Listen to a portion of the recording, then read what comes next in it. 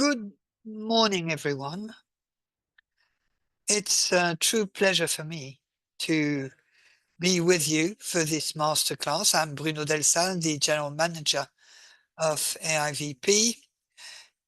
Logistic instructions, I remind you that at the bottom right of your screen, you have a plus button that gives you access to simultaneous interpretation. So you can decide if you want to listen to this masterclass in French, English, or Spanish, because we will have speakers in all three languages.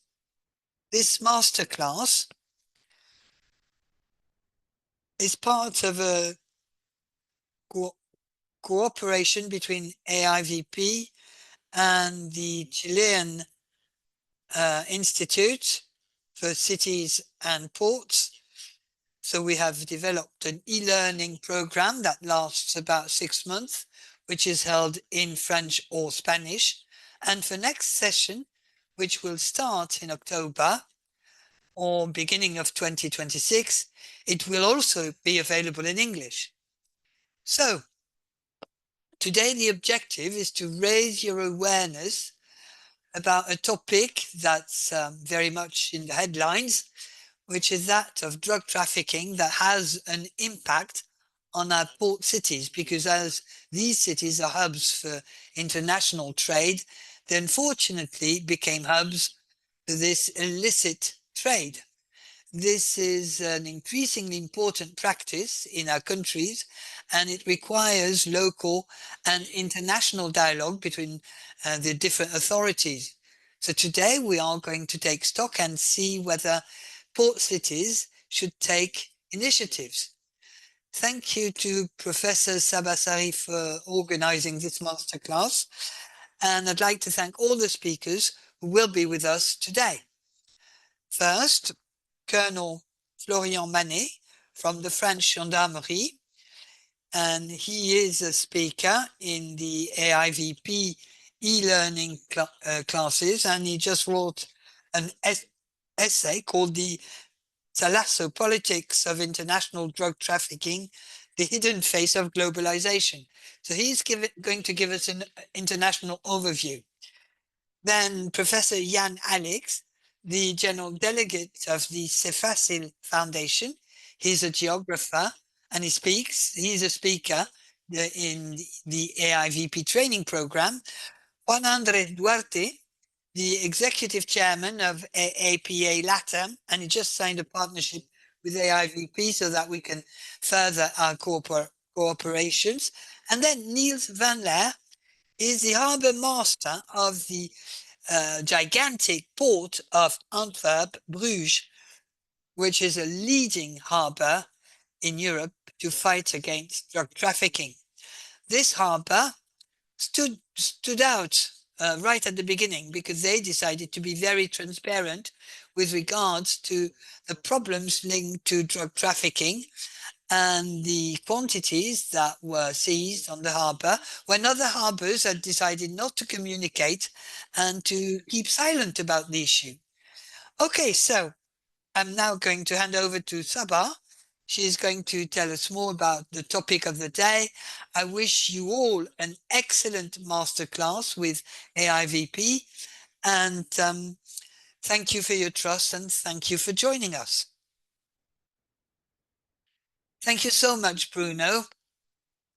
Thanks, Colonel.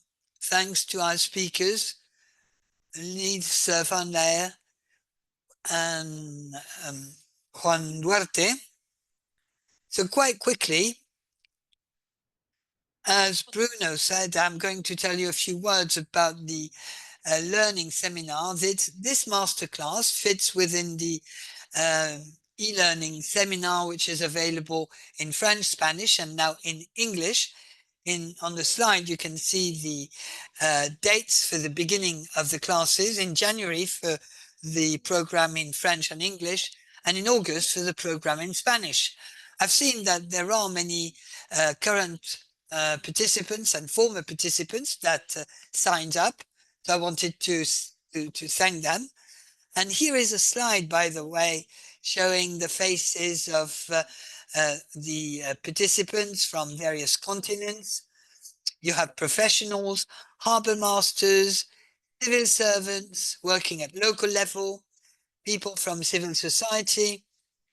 And what we want to do is to ensure the participation of these different stakeholders so that we have uh, an improved dialogue with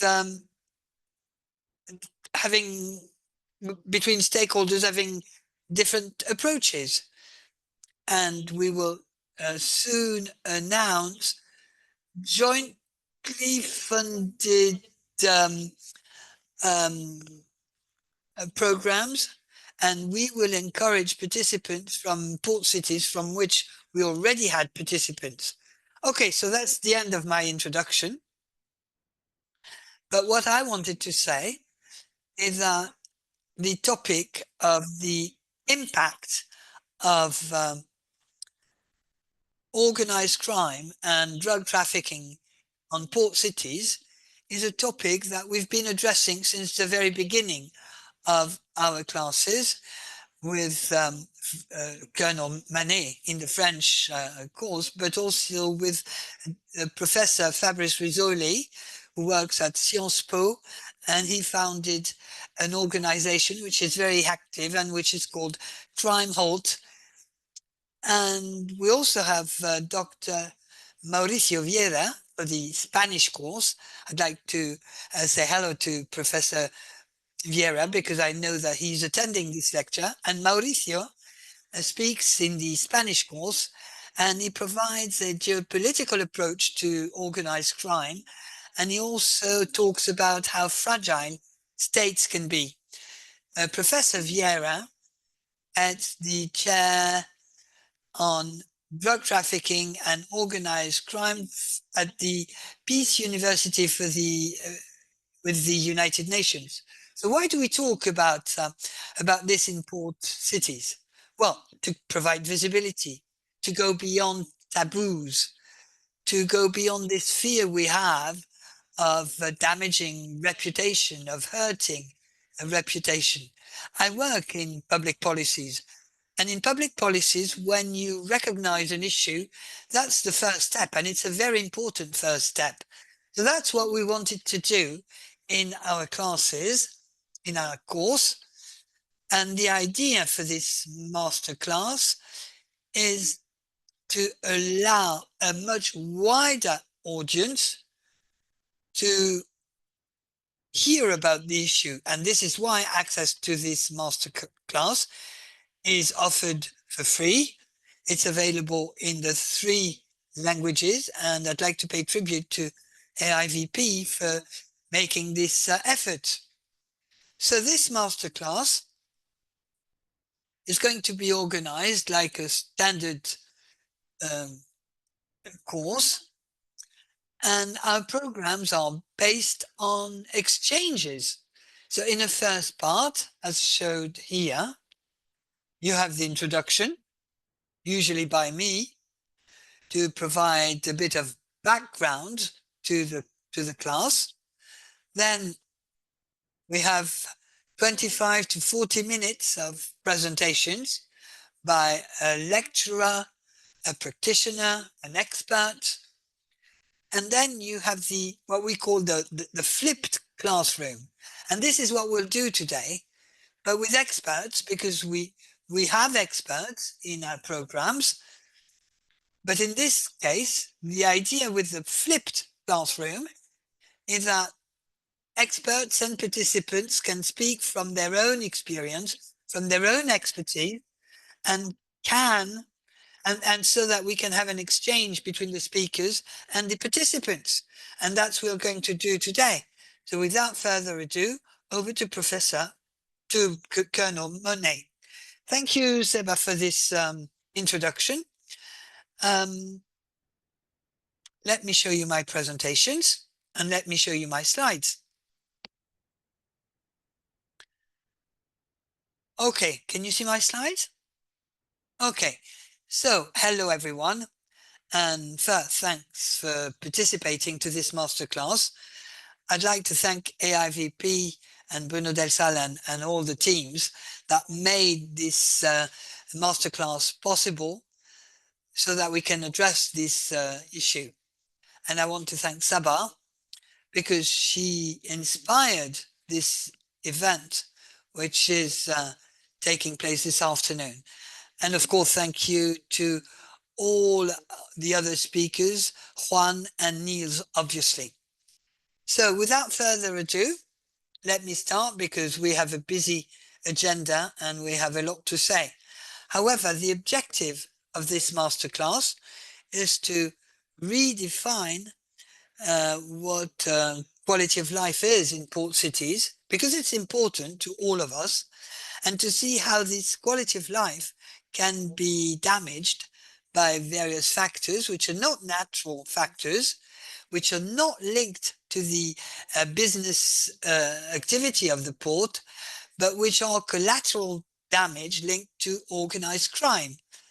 I'll give a definition to organized crime later.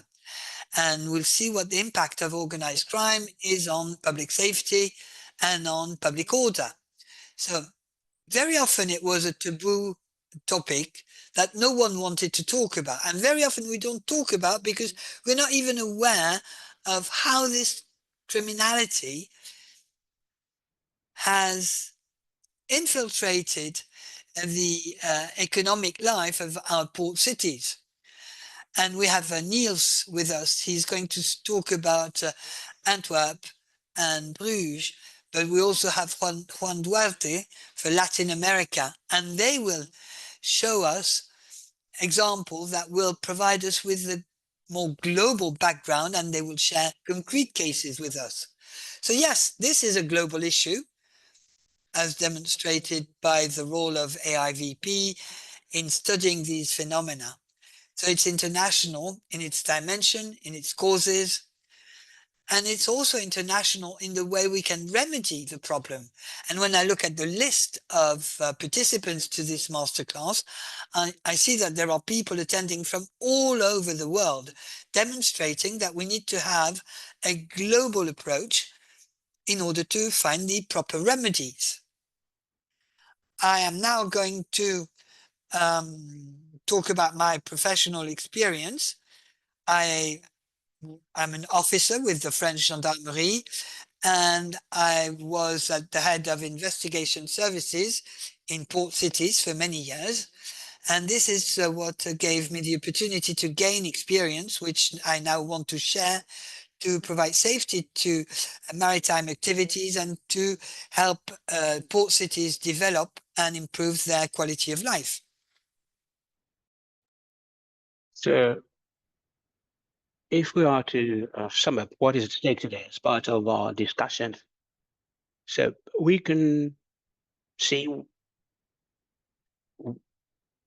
what is organized crime and the link with the sea and maritime port activities.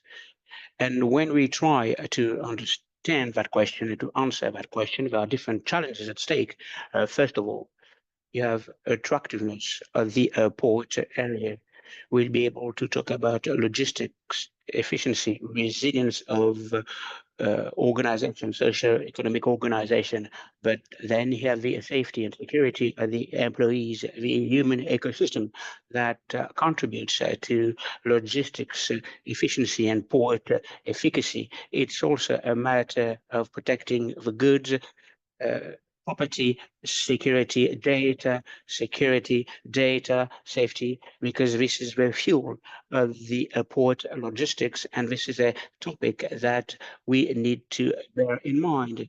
The second challenge that was mentioned by Bruno, it's about reputation, image. The attractiveness of the port area has to do with reputation. If a port is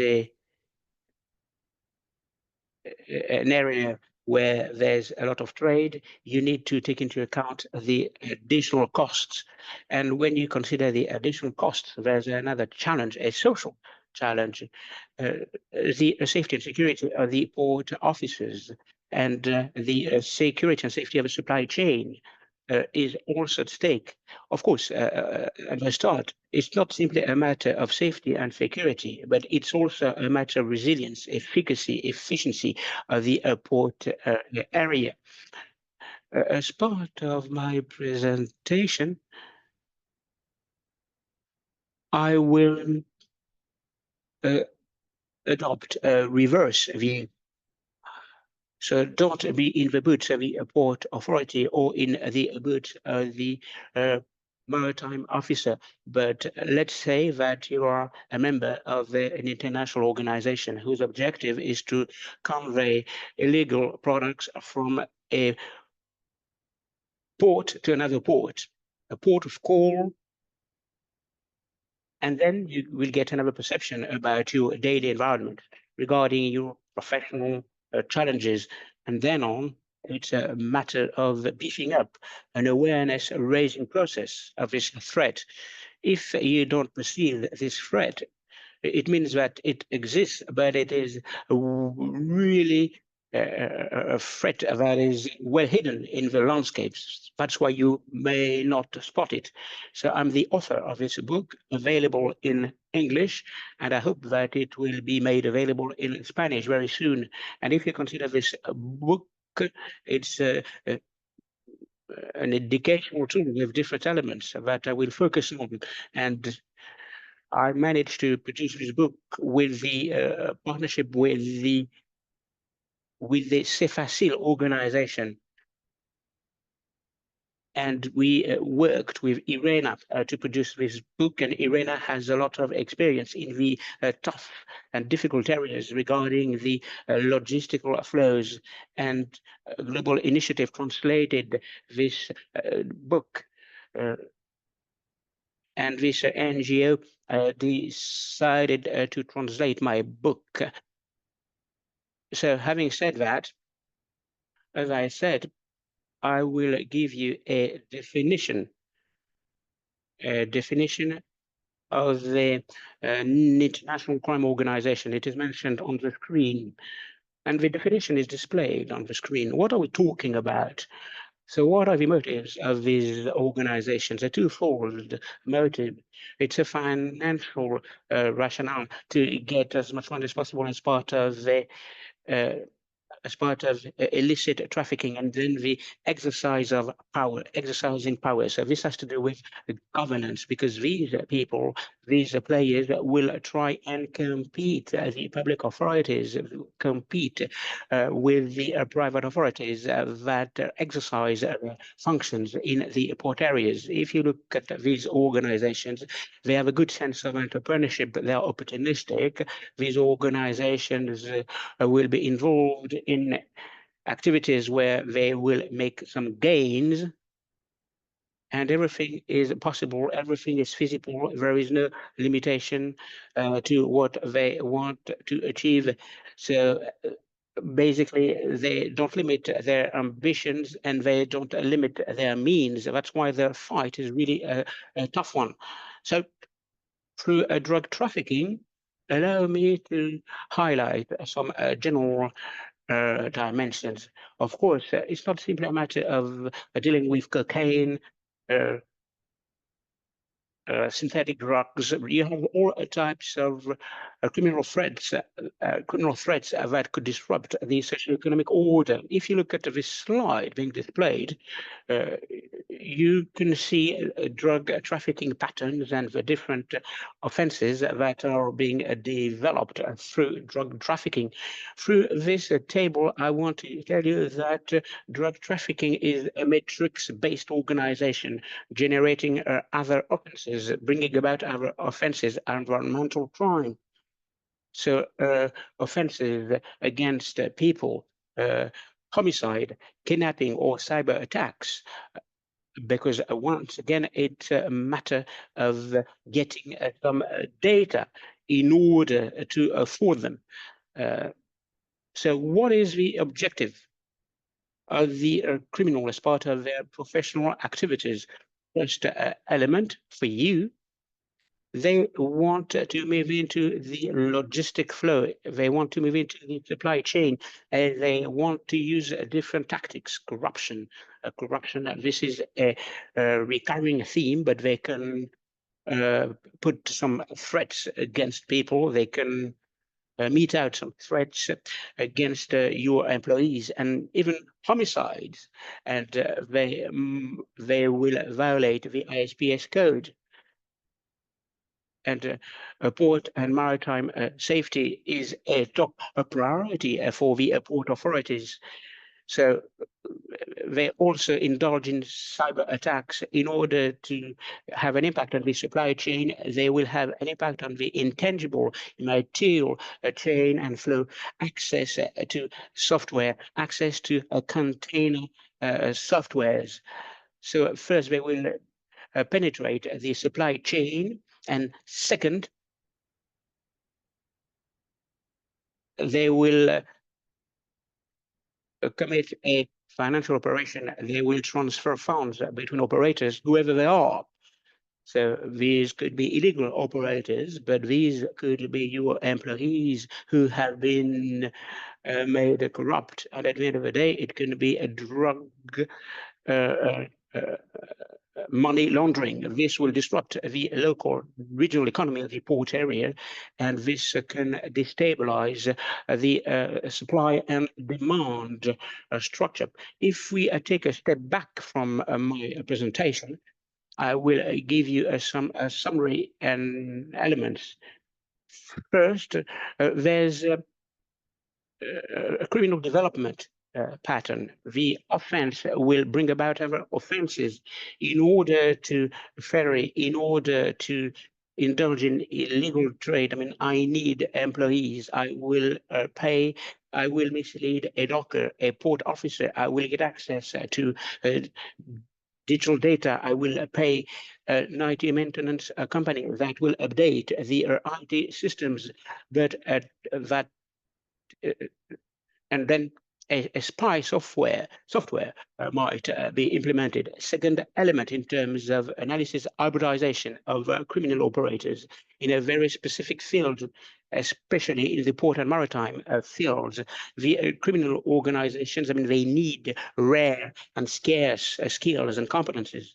For example, a ship captain, a mechanic, somebody who works in the supply chain. All of these people are targeted because they have very useful skills and scarce competencies and skills with a high added value. So they'll try and convince these people to get an hybrid type of activity, legal or illegal, licit or illicit. And when you move from illicit behavior to illicit behavior, this could be an indication of the fact that the operator, the employee, has changed tack, then opacity. So the criminals, they try to hide and conceal their business activities. They want to be discreet. They are not under the radar. And the objective for them is to accomplish their operations.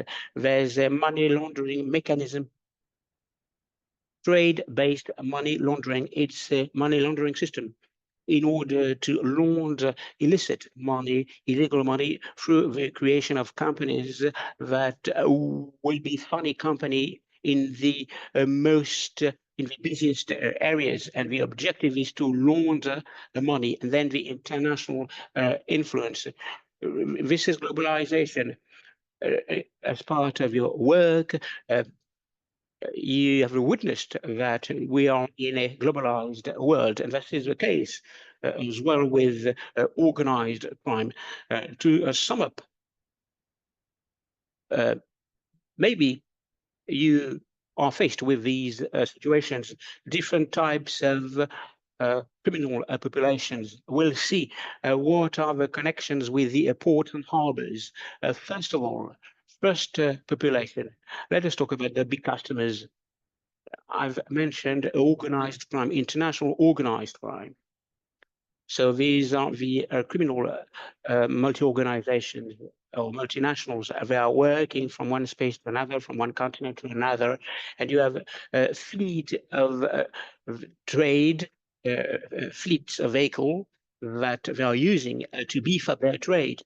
So there's a global village. You have some predation, production areas. Have in mind the vehicles that could be stolen in France, in the greater Paris areas, and these cars are exported to other countries, to Senegal, and then you have the consumers market for cocaine.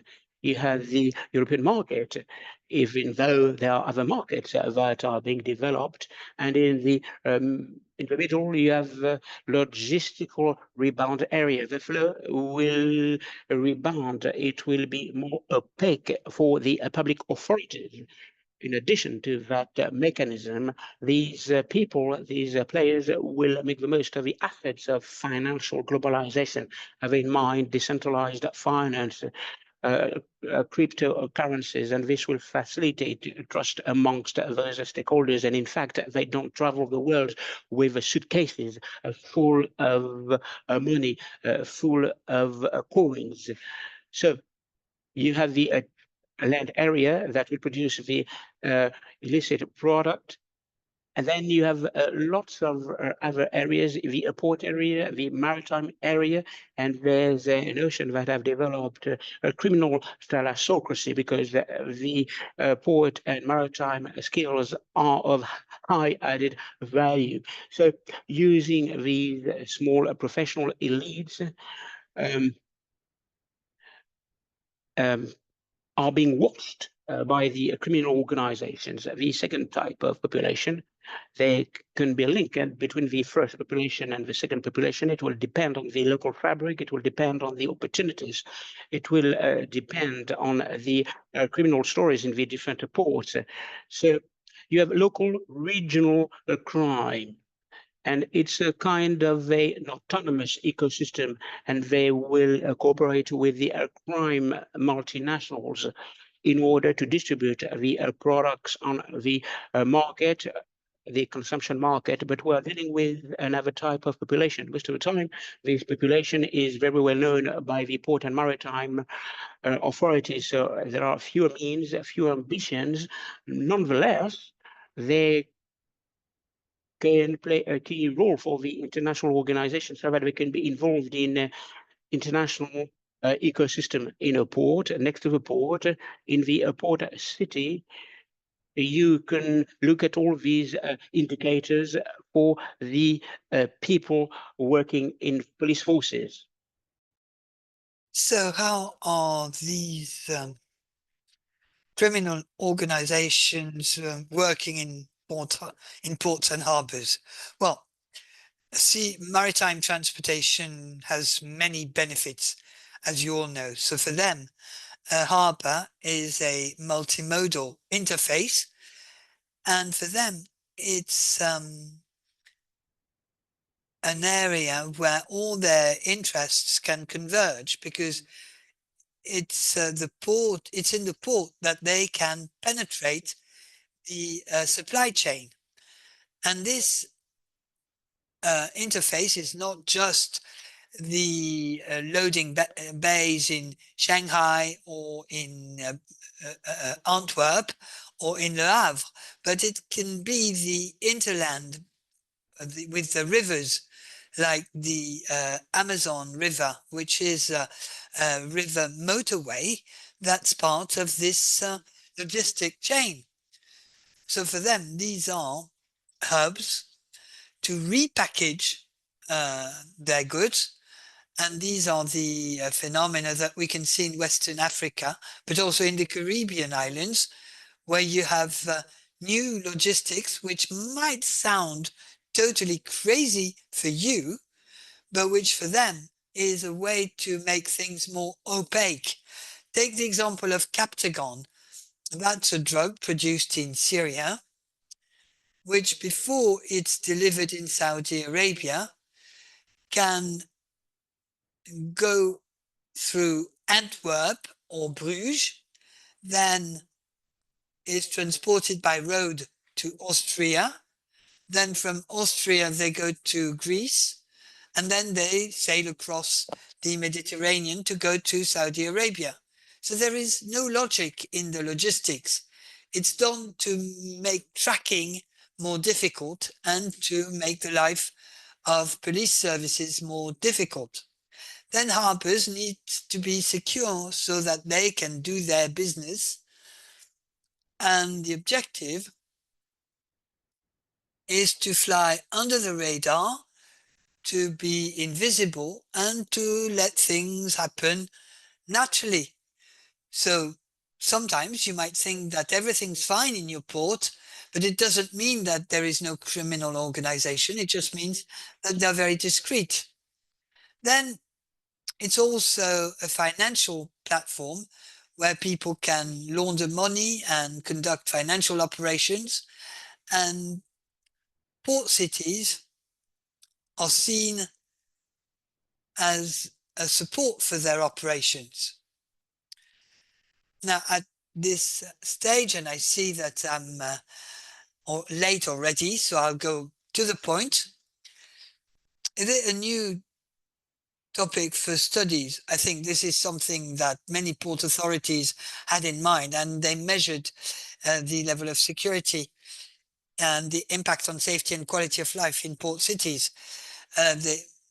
We look at what happens in many different cities.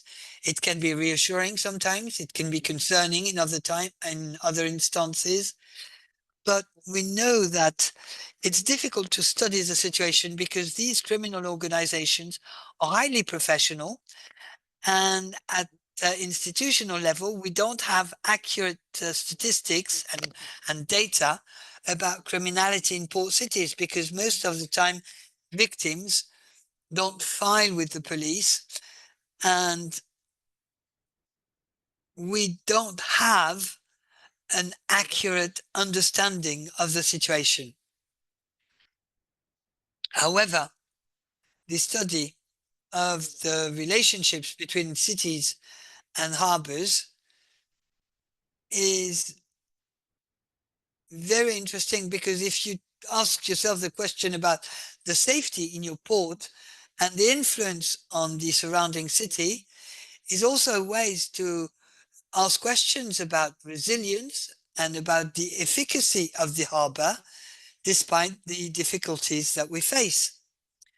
This knowledge is sometimes even more difficult because to gather, because professionals in international logistics have generated a segregation of port, urban, and industrial spaces. So you have the port, you have a zone in between, which is the logistic area, and then the ISPS code and various international conventions have erected walls between the port and the city. However, there are interactions that take place. They might be more difficult to see, but they do take place. So the work that we need to do is to study human, social, economic, and institutional interactions between the port and the city around the port. Okay, so on this slide, I go into more details, but this is something that we'll address more fully with Niels and Juan. We need to think about the nature of ports and the relationship with organized crime. Well, this table needs to be completed with local case studies, but I look at a port that manages containers, and I see how it's integrated to international trade. The first type of harbors I talk about are what I call integrated harbors, which are integrated to the regional economic fabric with low level of international connections. And in such a case, international crime organizations find it more difficult to infiltrate these harbors, and they rely on local crime. But if I take the example of an isolated harbor, which is isolated from its local context, these are usually hubs.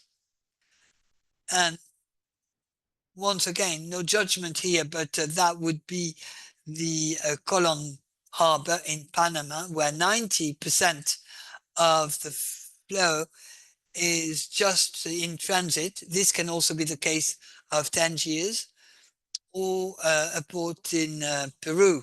So for all these criminal organizations, they have to infiltrate these spaces, either by themselves or through intermediaries. And that's why we see the creation of what I call narco counters or narco hubs, with the setting up of international criminal gangs that operate on other continents. And there is this Brazilian criminal organization, for instance, that developed various branch offices, so to speak, in Spain and Portugal. Okay, I'll stop now. I'll get to my conclusion, but for concrete cases, no, you can continue. I think it's important. Take your time. Okay, so I'll give a couple of examples, but I see that others want to speak after me. So I'll take a few case studies. And once again, no judgment, but I think these are very interesting case studies. The Guayaquil harbor in Ecuador, they're faced with many difficulties. And I have a lot of compassion for those people working there, because their working conditions are awful at the moment. Guayaquil was the gem of the Pacific in the past. That's a huge harbor, 8 million containers per year. But it's in a very bad position because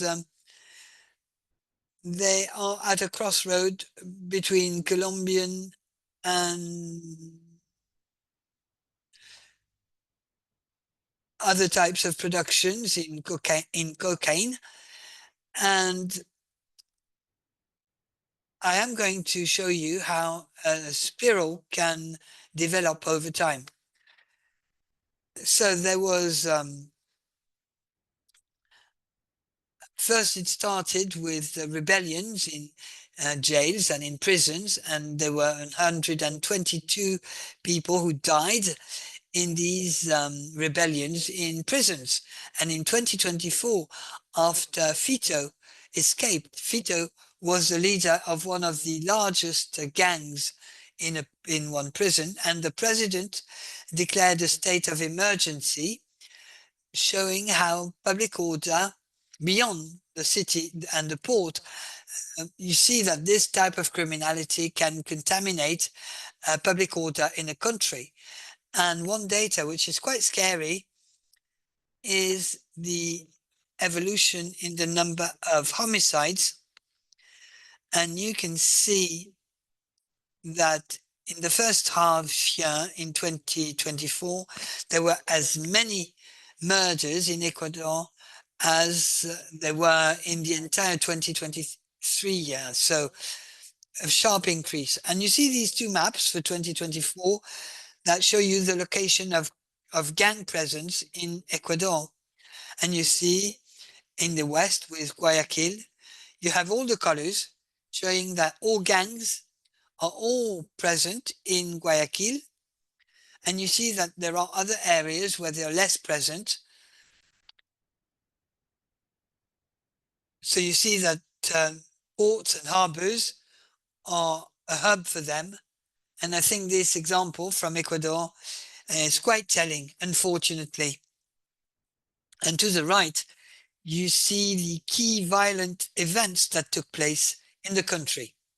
Another example, and I do apologize because I'm focusing on Ecuador, but this type of situations can also be found in other countries and on other continents.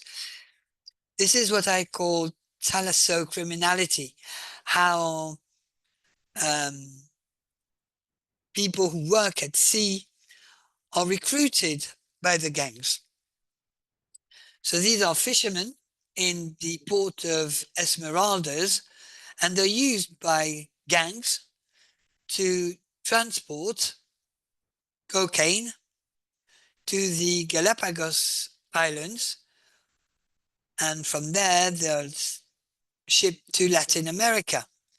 And there again, there is this hiding technique that takes place. You take the legitimate business of shrimp fishers that shrimp from their perfectly legitimate boats, but in the Galapagos Islands, you have other fishing boats coming from Panama, from Costa Rica, and then they transport all these products to Mexico under the pretext of fishing, which is a perfectly traditional and legitimate activity. Another example to show you how difficult it is to fight against these phenomena. A trip is paid an amount of money which is worth many years of work for an Ecuadorian fisherman. So how can you fight against such a phenomenon?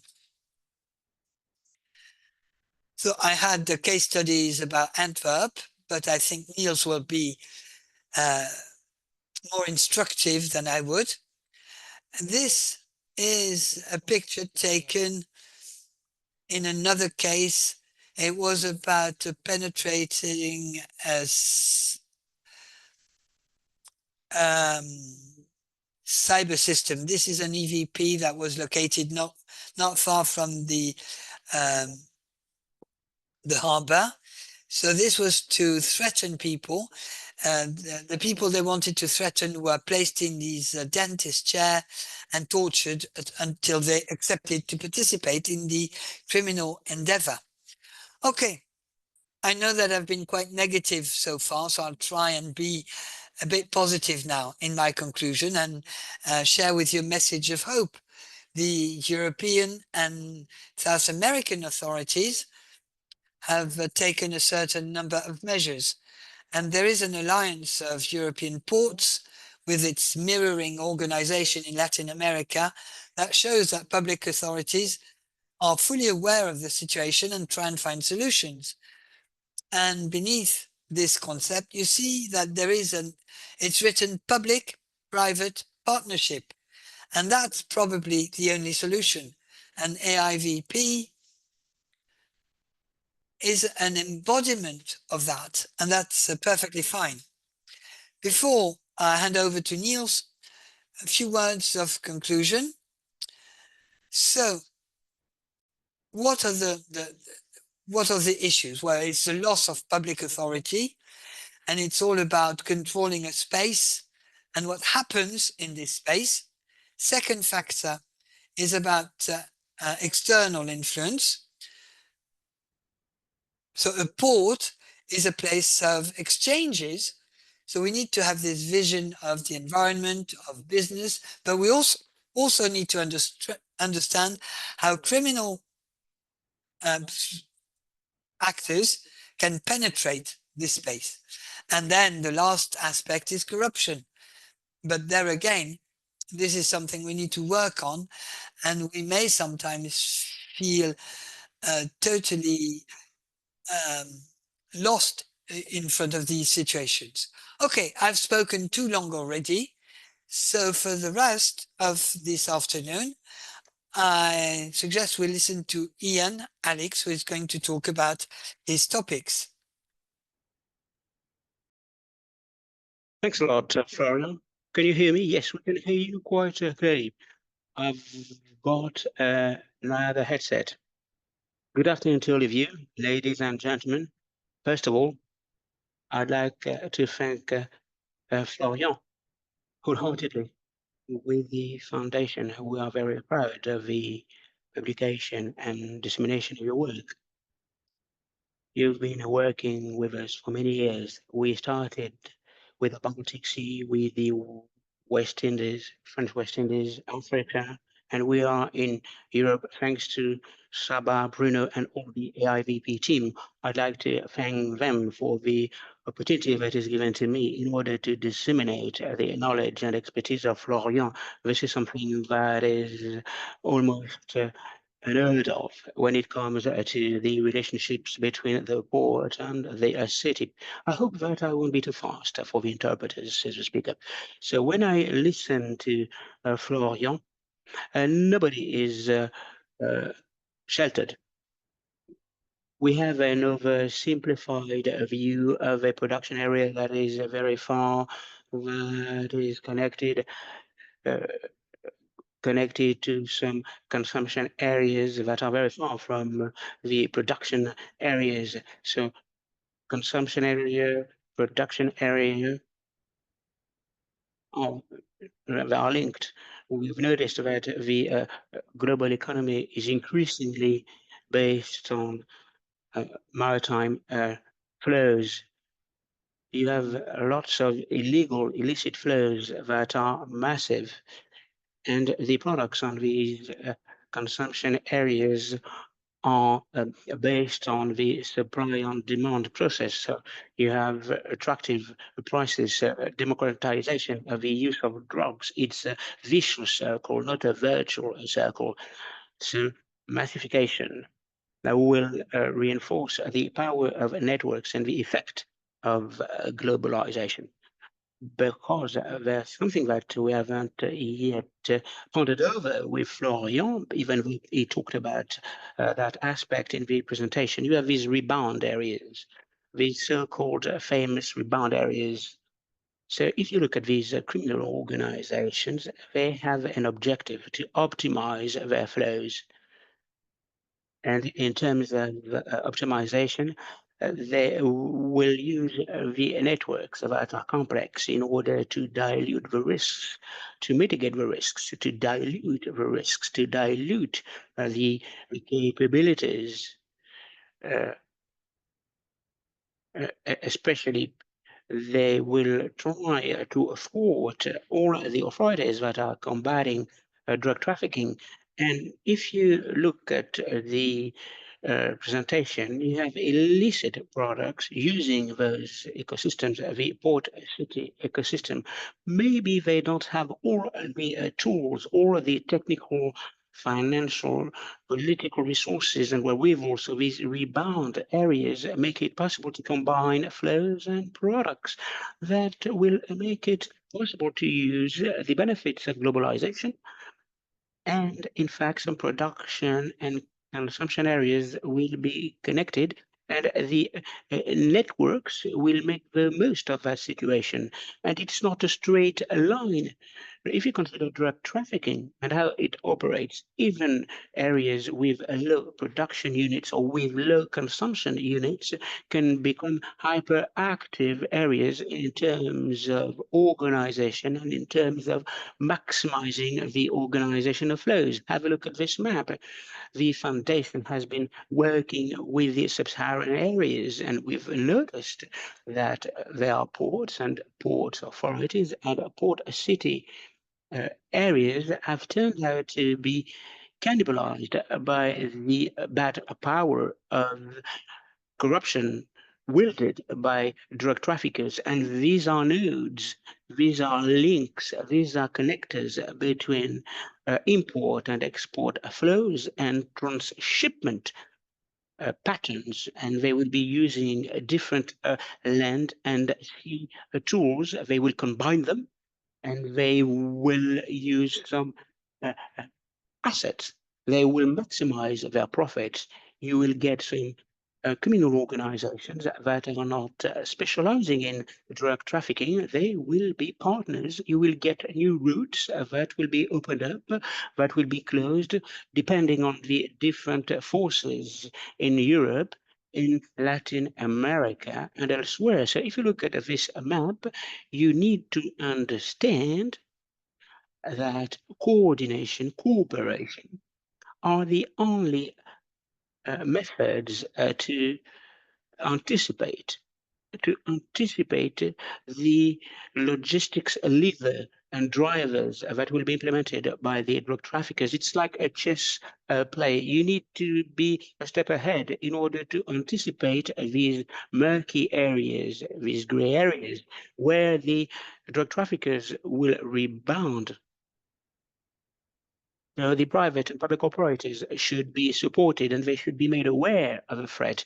They need to work together. All the port communities of this region should work together, should cooperate in order to anticipate these trends and flows that will move from one country to another, from one port authority to another, because these people will maximize their profits and they want to reduce risks as much as possible. So this is the case of we've taken the example of West Africa or Central Africa, but we could have picked up other areas in the Caribbean areas with the same effects. You may have some islands that are in a fragile situation. If you consider these rebound areas, these become contamination areas with drug trafficking operators. They will explore new markets, West African and central markets. I mean, they don't use a lot of cocaine, but what does a drug trafficker do?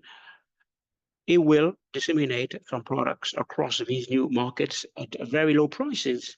And in fact, it's about a democratization from the bottom, and drug traffickers will dilute the risks, they will maximize their profits, and they will open up new markets. And that's very interesting. And I will conclude on that note. But if you look at this map, it is very insightful. Everybody is concerned, everybody is not sheltered, and cooperation is key. Otherwise, we won't be able to mitigate drug trafficking. We know that these people will optimize logistical organization. Drug trafficker is an organizer of the flows because the production area is far from the consumption area. So the drug trafficker is a logistical optimizer. You have a logistic flow, you have an information flow, you have a financial flow. And I will conclude with this word.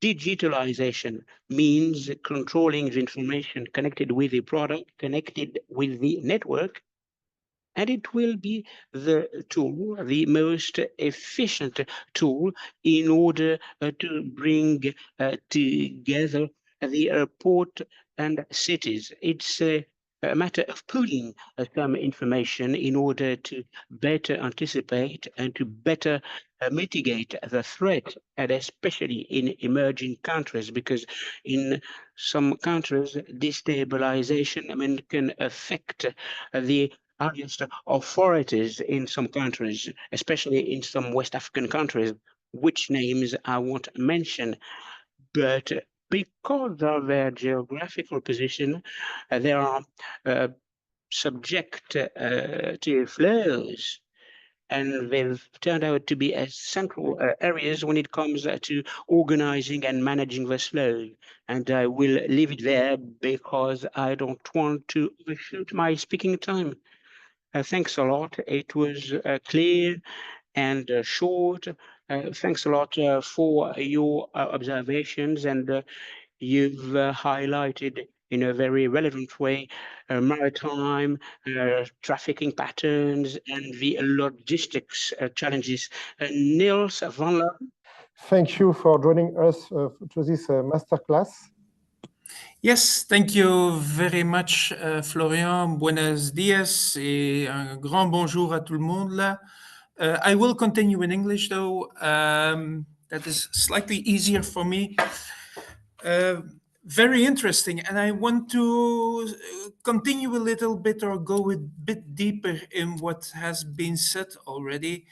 And that is this distinction between you have the terrestrial part and you have the thalassocracy, which I find, by the way, a beautiful word, very well founded and very well thought of. If we look at, and there is indeed not so much research done, but one of the major researchers in criminology is there, Anna Sergi of the University of Essex. She has done great work on port crime, and she reveals actually the tripartite of organized crime in ports, which is on one hand the illicit trade, and we mentioned that already. And I always use this picture of Pablo Escobar, or the actor that played Pablo Escobar, on one hand, and of course, Don Corleone, if I'm right, on the bottom, to make that distinction between, on one hand, the illicit trade, which, as you already mentioned, makes use of big ports. You don't want to hide a container full of cocaine. You don't want to bring that to a small little port on the coastline. No, you want to submerge that with all the other containers in big ports. So big ports play a role there to get the goods as fast as possible in and out. And that is actually, and Bruno already mentioned it, where it started from. Before 2018, also in the ports of Antwerp, and I think I can speak here also maybe for Rotterdam, we consider drugs as a problem of police, of justice, of the gendarmerie, of whoever you want, but not of the port, because the product came in and it went out and nobody complained. That was the easy part. But and then we already entered this port-city relation. As crime in the city developed, and in the case of Antwerp, we had some grenade attacks, and for an international public, for a Belgian public, this is very spectacular. A grenade being thrown at the door. I must say, and I say this with a lot of respect to our South American colleagues here, that's a very different level of crime in South America at this moment. And you mentioned the figure of Guayaquil and the homicides. That's of a very different level still. But still, on a European context, these grenade attacks in Antwerp were severe and made a push towards the port to say, you have to do something. And you mentioned it already, Florian, the relation between the port and city came under pressure, which is in general which is historically and by nature also a very good relationship, because one brings profit to the other and the other brings employment to the first one. So that relation came under pressure because of the crime and because of this illicit trade. But when we go further, there is infiltration. And infiltration is already the start of what you mentioned, the corruption, and trying to get in and trying to make use of that port. And I fully follow you, and I'm not proud of it, but ports are magnets for crime. Nearly every crime that I can think of, and I'm not a criminologist, but nearly every crime that I can think of has a logistical component. And where can you find more logistics than anywhere else? That is in a port. On top of that, there is the geospatial configuration. It has corners, it has hideouts, it has places where you can do things without being seen, without being observed by the local police passing by, etc., etc. So it's a perfect ground to do crime, and that infiltration is part of it. The third part, and that is less when we talk about illicit trade, at least for the moment, what we see today, that is the governance, the full takeover of a port. This is really what we see more in the mafia-like settings, and I am aware that you have to be careful using the word mafia and organized crime one through each other. There are differences, but if we take the classic context of the mafia, who wants to do governance, who wants to be a state in the state, we see that less in the ports where it is about illicit trade. We see that more in ports where it is to extract money from those ports. But that is actually a bit against the logic, against the market logic of illicit trade, where they want to use ports as a doorway. You cannot at the same time use the port as fast as possible as a doorway for your illicit products, and at the same time try to extract money from it.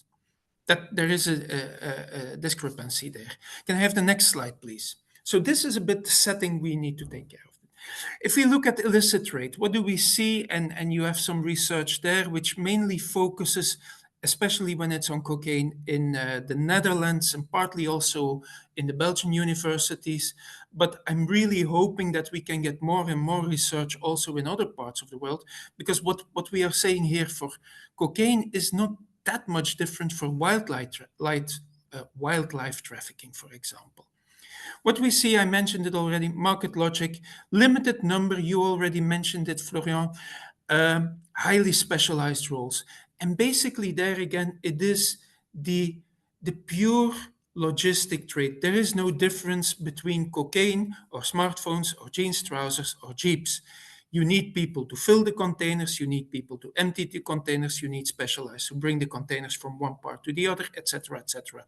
The big difference is that here we talk about criminal products and we don't talk about legal products. But that's basically the only difference. And what we see in the Antwerp-Rotterdam range is also that they use specialized agents who are almost working freelance. It is only when these products hit European mainland, then you come again into that mafia logic, into that terrestrial logic, and you can see that very well in Belgium, for example. Antwerp is the doorway, that's where the product comes in, but once it hits Brussels, then it's about territory. Then it's about who can sell what product on what corner. And I think you will see the same thing in Marseille, and I think, I'm just guessing here, but you would see the same difference between the crime in Marseille and crime in Le Havre, where Le Havre would be the doorway and Marseille would probably, as far as I can imagine, more the selling of the product. The modus operandus also defines the roles to be corrupted, and you already mentioned it. Whatever role you use, whatever method you use, you will need different roles and you will need to corrupt different roles. If you want to falsify a container, well, then you don't need to enter that terminal. You don't need to corrupt the security guard, you need to corrupt the truck driver, etc., etc. That's clear.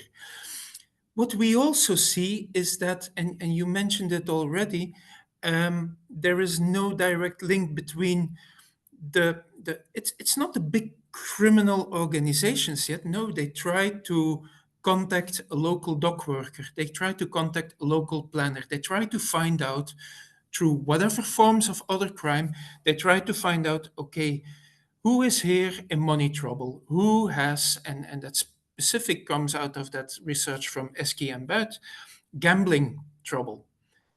And you, to pay your debts, you want to move one container just once, we give you 70,000 euro. Yes, we want to do that. But of course, once you enter the system, you can't get out anymore. That's when the violence starts. And that's when the big troubles start. So they are motivated very often through own addictions, through little parts. I will go a little bit faster. Let's take the next slide. Because I mentioned already. I want to ask you a question. Yes. Your experience is a huge experience in the northern range, in the field of drug trafficking and the action you propose. But what can you share as proposal for action for mitigating the risk for all the attendees? Okay, thank you. I will go to the next slide. You can take the next slide. I mentioned this already more or less. Next slides. Yeah, let's go to the. I'm very sorry for taking this time. Where I want to come now is, on one hand, there is what you mentioned already. There is an impact of organized crime on port performance. Of course, we have the security investments, we have the happy flow that is interrupted, and we have the stoppages. And can I now have the next slide? What the core is, and I think that is important and is also a reply to your question, is it also hits port resilience. It also hits the structure, the network of the port. It reacts on the inter-organizational trust, but also on the trust between the port and the city. It hits on the information flow. And that's where I think comes in public-private partnerships. And I hope that that is part of your answer. The port cannot do anything on its own. In general, ports are facilitators, but are not, well, especially landlord ports in Northwest Europe. We don't have the terminals. We can control a little bit on security, etc. But what we can do very well is broker information between customs, between police, between justice. Use this, mingle this, but also then between private parties. Push private parties to take more stringent security measures. Make sure that that system, that logistic system, is more and more difficult to be accessed by criminal organizations. And that will not only benefit, and then I will stop, that will not only benefit the trade of illicit goods like cocaine, but what struck me, Jan, when you showed your map, this is indeed the map of cocaine trade coming from South America towards Europe. And let's not be hypocritical, there is also a flow from synthetic drugs outwards of Europe. But if you put that map next to human trafficking, it's exactly the same. These criminal organizations, they don't care whether they carry cocaine or humans or wildlife. You get indeed that democratization process, which is far more, that criminal democratization, which is far more damaging to our real democracies, if you want, with that corruption, etc.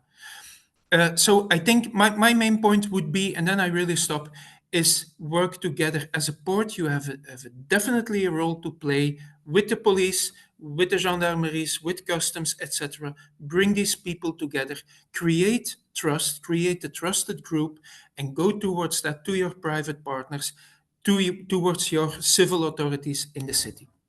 Thank you so much, Niels. Sorry, it was very clear. We would have loved listening to you for much longer, but we were short of time. But we know that you're here and we'll have other opportunities to listen to you. So what I heard in what you said was the word resilience, which is a very important word for those ports in the Northern Range in Belgium and in the Netherlands, which are gateways for the rest of Europe. I know that you are a port authority that's willing to establish links and to create bridges between continents and between people. So that's an invitation to Juan Duarte to join us and tell us about his position as a port authority representative from South America. And he is going to share with us the huge experience that South America has at the moment. And I'd like to also share the words pronounced by Niels when he talked about compassion. We have compassion for you because you are on the front line. And Juan, I can't speak Spanish, but I want to welcome you, and we are looking forward to listening to your presentation. Hello, everyone. Thank you. Okay, so I apologize. I'm going to speak either Spanish or English, but I can't speak French. So today I'll speak Spanish, if you don't mind. Perfect. Thank you. Thank you very much. Thank you to the entire AIVP team for inviting me today to attend this masterclass and to speak during this masterclass. As representative from our port authority, I'm delighted to attend this meeting to share with you the experience of Latin America. So, can you confirm that you can see my screen? Okay, thank you. So this afternoon, we are going to talk about drug trafficking, and we are going to talk about the factors that destabilize the relationship between cities and harbors that has impacted all countries in Latin America. As you know, Latin American countries are the most impacted countries in the world by drug trafficking. So what is APA, the American Association of Port Authorities, where we were set up in 1912? We have more than a century in history, and we represent the harbors from the Western Hemisphere. We promote trade and the development of policies in the industry. We are in charge of development from Mexico all the way down to Argentina. I'm the executive president of APA, and I'm in charge of revisiting all these topics, such as the plague of drug trafficking in our ports, and we're also in charge of providing training to all port authorities in Latin America. We are going to talk about the consequences of drug trafficking in Latin America, and I'm going to give you case studies so that you can understand what are the consequences in Latin America. But these consequences can also be extrapolated to other situations. So what are the consequences of drug trafficking in port cities? Okay, well, let me tell you a story through this presentation so that you see the link between all these consequences. First, there is what we call the space segregation between port and cities. After 9/11 in the US, the Port Protection Code evolved. And with this code, we make a separation between the port terminal and the city. I imagine you remember how in many harbors in the world, people could go just for fishing. There was no fence to separate the harbor from the city. After 9/11, this was over, which weakened the relationship between the port and the city. And this generated highly vulnerable areas that were very attractive for criminals. And that generated a difficult relationship between the ports and the cities around the ports.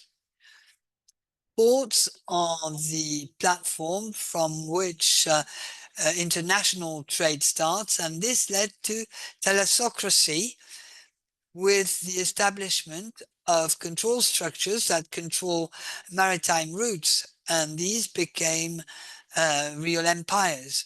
The sea is now used as a motorway for crime, and this is what we can see here in the Pacific Ocean, from the Pacific coast of Mexico and other routes from the Caribbean to get to islands close to the United States. We could also talk about the route that goes to Africa. So thalassocracy is progressing very quickly in order to control this international trade by controlling the logistics for the legitimate trade. Criminal organizations want to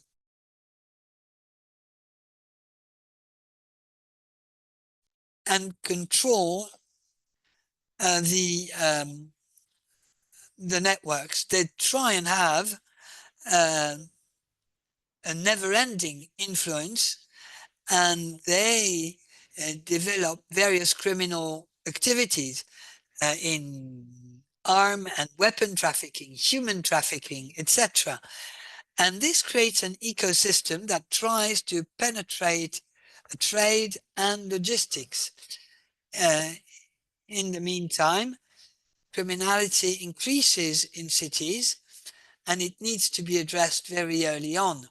And this has very negative consequences to the development of harbor. And this situation overspills in the urban areas beyond the harbor. Of course, this has an impact on logistic platforms and has an impact to housing districts. Violence emerges, fights for the control of territories emerges, with all the major consequences living in the city, with kidnappings and hostage taking, all this around harbors. And in Latin America, we have many examples of these gangs that can even levy taxes. And these taxes are then shared by these gangs. And these are taxes levied on eggs and chicken and meat and milk. And this increases criminality. But all this is first and foremost linked to the activities in a port. And all this led to a total reconfiguration of life in a city. Here we're not just talking about what happens in harbors. Harbors can be very efficient with very good planning, but the entire ecosystem around port cities is impacted by criminality, and that puts a lot of pressure on port operators and on port business. Here, beyond polycriminality, these criminals start having an impact on other types of business. And here we're talking about international networks in Latin America. So what kind of networks are we talking about? Here we're talking about the Mexican cartels, which control various logistic hubs throughout Latin America. You have the Russian mafia, and you have African gangs, Iranian gangs that are active in the region. And all this generates some competition between local and international gangs that compete for control of the territory. And that leads to different types of consequences. First, local gangs start working together and operate illicit routes, and then they can be in conflict with foreign gangs because they fight for control over the territory. And this is due to a competition to access to port, but then there is also competition for access to resources. And this has an impact on port cities, and these gangs end up taking control of our port cities. And all this leads to an illicit economy being established, with drug trafficking being fully integrated. But it has a major impact on the development of our societies. It has an impact on fishing activities, on construction activities, because this type of crime generates a lot of money, and is money which is then invested in various areas. So once all these consequences take place, they destabilize the market and create some kind of false idea of prosperity. So let me give you an example to illustrate my word. Kids in school, 14, 15 years, and they see their friends and cousins and families. And these were people who were in the same situation as they were, but now they have a moped or a motorbike, and they can enjoy eating out in restaurants. So they can choose either to go to school and then have no money, or quit school and join the criminal gang of their cousin, and then make money, and then develop this false prosperity through the informal economy. We can see that all the new generations are being at a loss.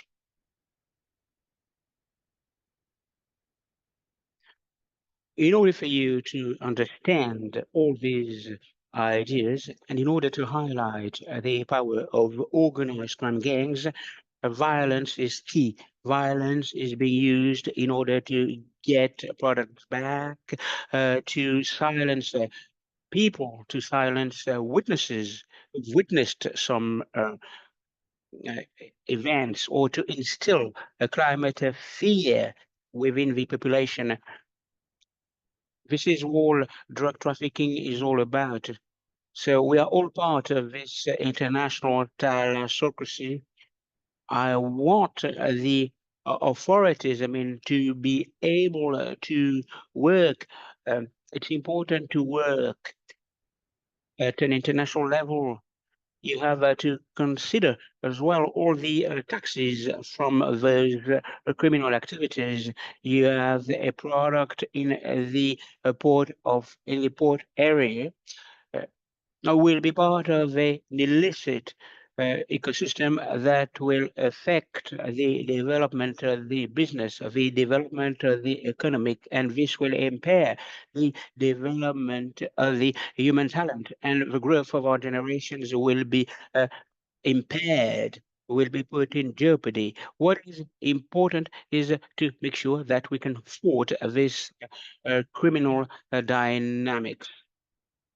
Of course, drug traffickers, they want to export cocaine to different areas, to different regions. And we have to think about the consequences. The consequences are huge, especially in our port areas.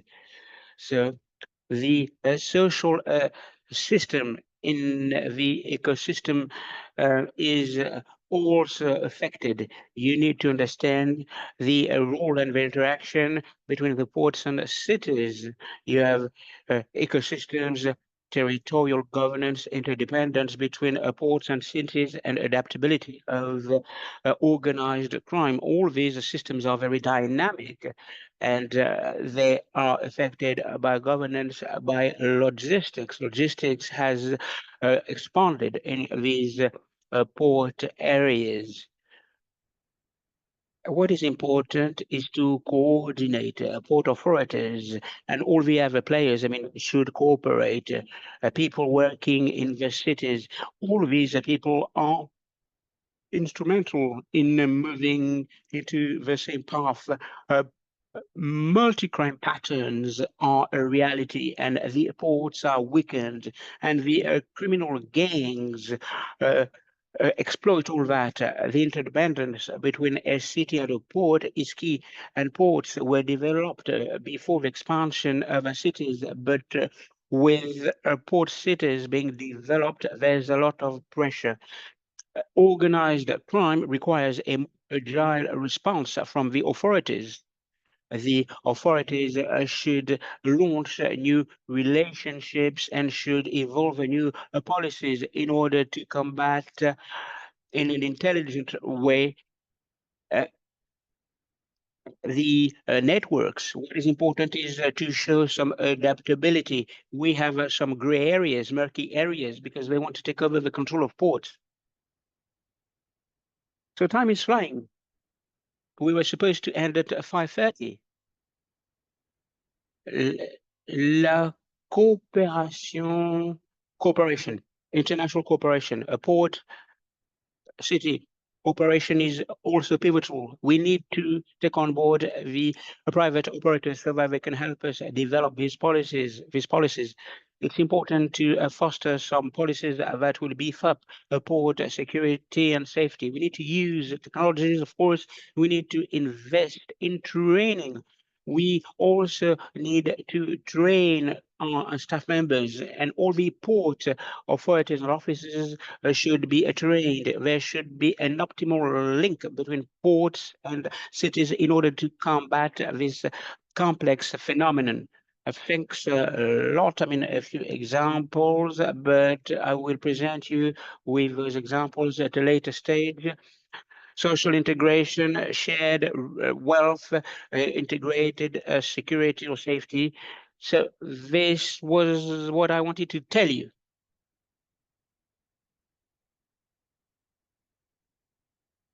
A very insightful presentation.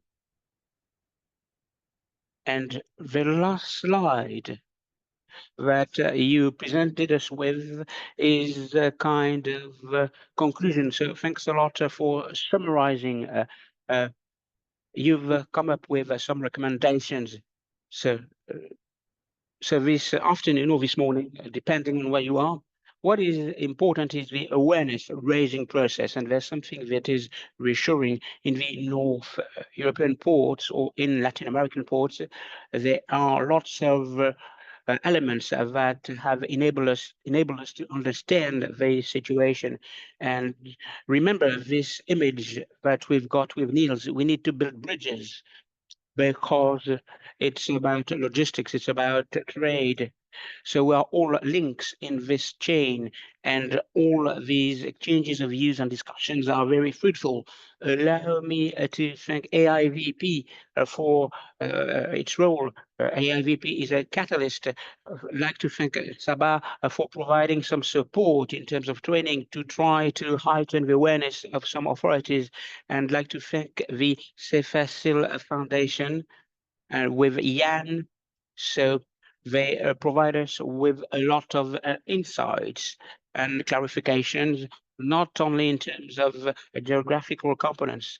I was very happy with that transcontinental meeting in order to address a topic that brings us all together. So we have a better understanding of the situation. We've got some solutions and tools. Let us keep in touch, because when you exchange your views, when you exchange your experiences, it's a way of making sure that the maritime activities are safe and secure. And these port cities, I mean, should be as attractive as possible, and these ports should be as flourishing as possible for the good of everybody, of the good of everybody. Allow me to thank once again AIVP for organizing this masterclass. I would like to thank Sabah wholeheartedly. Sabah played a key role. She contributed quite a lot, and she was motivated and involved in the success of this event. And allow me to thank the interpreters. I think that the interpreters have done a good job. We were very technical, and I think that everybody has enjoyed these sessions. So thanks a lot to all of you. I'll see you soon, collectively or individually. And Jan, Alex, I mean, floor is yours if you want to conclude. I'm not quite sure that I'm supposed to conclude. Or Sabah, you can conclude.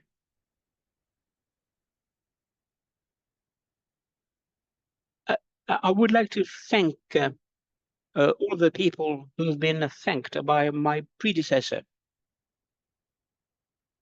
Allow me to echo what Juan Duarte said, an excellent summary. What is important is to discuss, to make things visible. We need to talk, to discuss, to embed all of these issues in the governance structures, port authorities, and what is important is to liaise with the state, with the local authorities, with civil society representatives. We have a governance body, we have the port city coordination commissions or centers, and I will make a proposal to include this issue on the agenda of these commissions. There's another point that we haven't delved into. It's important to rethink, to revamp the concept of the city, the port city, because a port city is more exposed than others, exposed to natural risks, the rise in water levels, and the impact of organized crime on the quality of life of the citizens. So it's important to revamp the city. We need to plan differently. And I would say that we have to be accountable. We have to be responsible when it comes to building council flats in marginalized areas. We need to pay attention to that. Planning, city planning should be dealt with in a different fashion. Allow me to thank you once again. If I may, Sabah, Florian invited me to say a word after the publication of Florian's book with Florian and with Irina Group. We are working on pragmatic answers. We want the answers to be more operational. Training, anticipation, awareness raising programs are pivotal, but lots of people are powerless faced with drug trafficking. So with the master classes, we are working directly with Florian. What is important is to formalize, to get a framework for a toolkit whereby you could start from point A to point Z. It will never be a perfect solution that will enable us to sort out an issue that goes beyond borders, but we should be equipped with the operational, functional, pragmatic, practical means and resources, and they should be made available. This is one of the future assignments and missions of the Safe Facile Foundation. This is what we want to do. And of course, what is important is to build on the skills of people. Florian, Irena, just to tell you, apart from our discussions, apart from the awareness raising programs, answers should be more operational for people who are the most fragile, who are powerless, who don't have the necessary means and resources. I'd like to thank you, Florian, for your trust and cooperation. Thanks a lot. Well, thank you, everyone. Thanks to all the people who joined us for an hour and a half, and see you very soon. Okay, thank you. Goodbye.